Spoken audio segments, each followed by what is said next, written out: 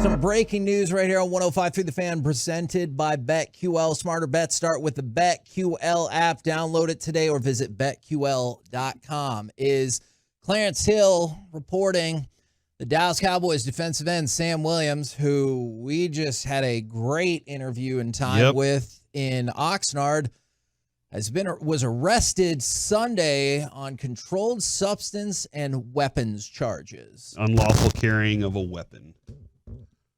So, means it's not registered. Is that? I'm not. Yeah, okay. I believe that is correct. Alleged possession of marijuana is a low-level state felony, and the unlawful carrying of a weapon is a misdemeanor. And I just want to point out one thing before people are like, yeah, but the NFL doesn't care about marijuana or anything like that. They do care about arrests under their personal conduct policy. Yes. And so this is a potential suspension, putting aside like what you, I, or anybody else might think about having or using marijuana. It's the arrest and probably the weapons charge that could cause or trigger a suspension. Yeah, and he had a really, it was exciting to see what he could do last year. Even more exciting what he's done so far in camp and in the first couple preseason games. And you're like, I know I asked Mickey about this the other day. I was like, Sam Williams. And he was like, and I get that. I understand. I kind of agree with him, although you can't go to the knee. But the fact is, the question I'll have there is, can you get rid of some of these, I want to say bonehead moments, but these kinds of moments that exist?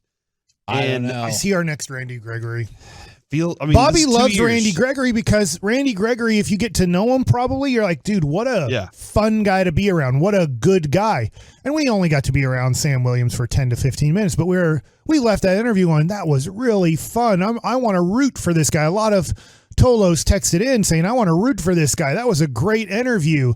And then you get this and you're just like, how can that same guy who seems so kind of, innocent afterwards, he had no clue how microphones worked, and there were microphones in the quarterback's helmet and your most likely linebacker's helmet.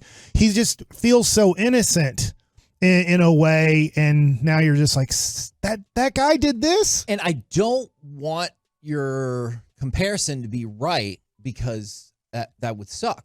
But as soon as Corey said bonehead, that is the person that instantly popped into my brain was Randy Gregory. And by the way, okay, from the 214, but you're allowed to carry a weapon in Texas, so what's the problem? Not registered.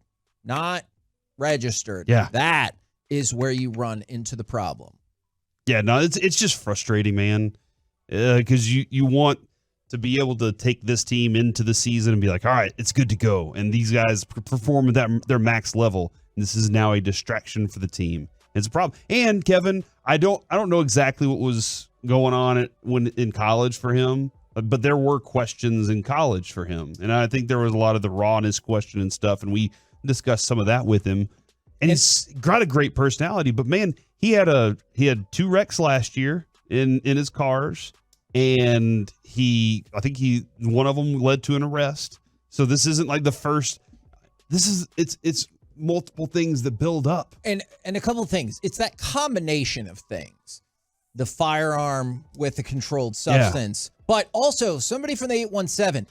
This is a fair question, but I want to point out this not necessarily how the NFL works. Innocent question mark. That is not how the NFL always works. The NFL has a judicial system. Zeke was innocent. Yeah, that I still can't really figure out. And one of the things that they've said is, does it reflect poorly on the shield and the product? Well, that's a really subjective way to look at it. So I have no freaking clue. So that person is right. It could all be, I have no idea, a big misunderstanding or whatever. Yeah. But that does not automatically mean you're off the hook with the NFL, which is very confusing and probably another issue for another day. Yeah. But yeah, not great. It is our Dallas Cowboys insider, Mickey Spagnola. Good morning, sir. Hey, how's it going? What's going on? Well, it was going better, 20 minutes ago until we heard the Sam Williams news. That's not great. Yeah, I just got informed of that. I'd been doing some other stuff, and that is not great.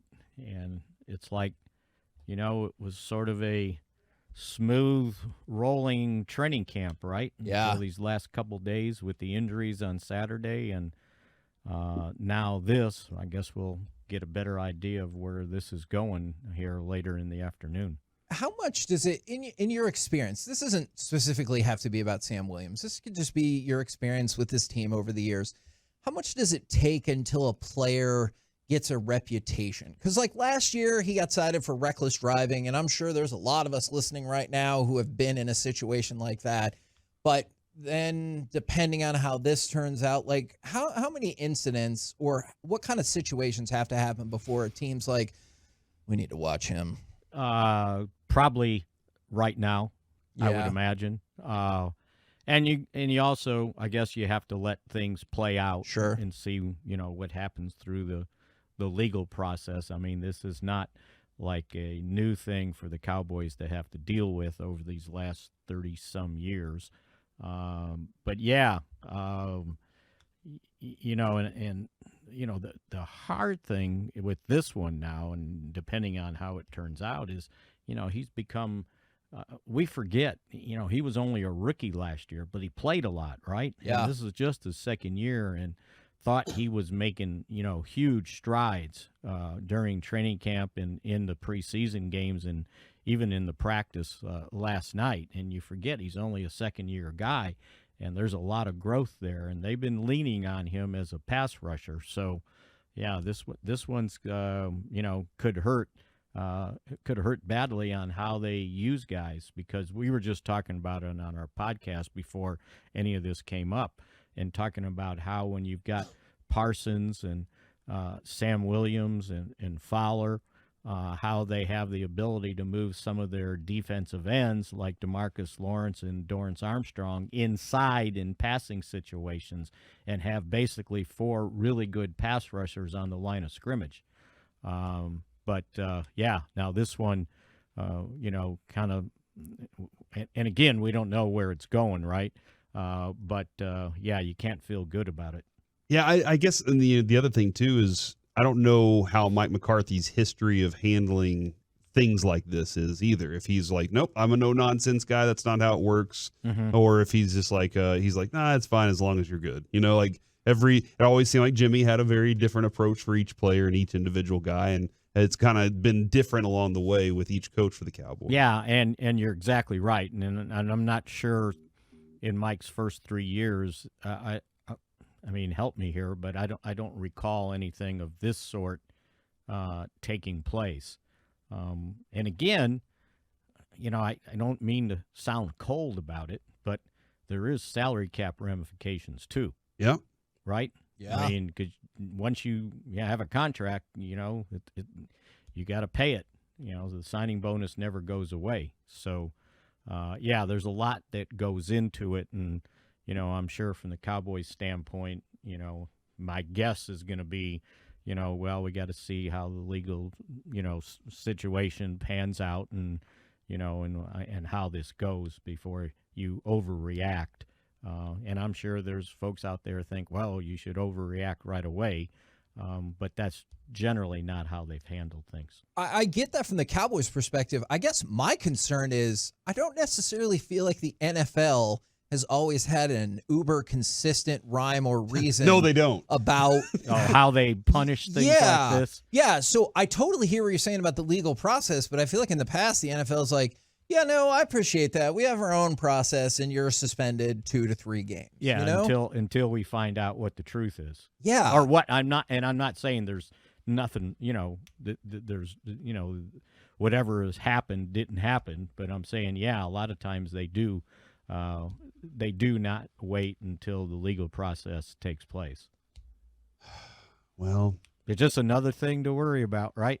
When you got 90 children, I don't mean children, but you know what I mean. No, I understood. I was just kind of curious as an aside. What do you think the record is for a person who had the most children?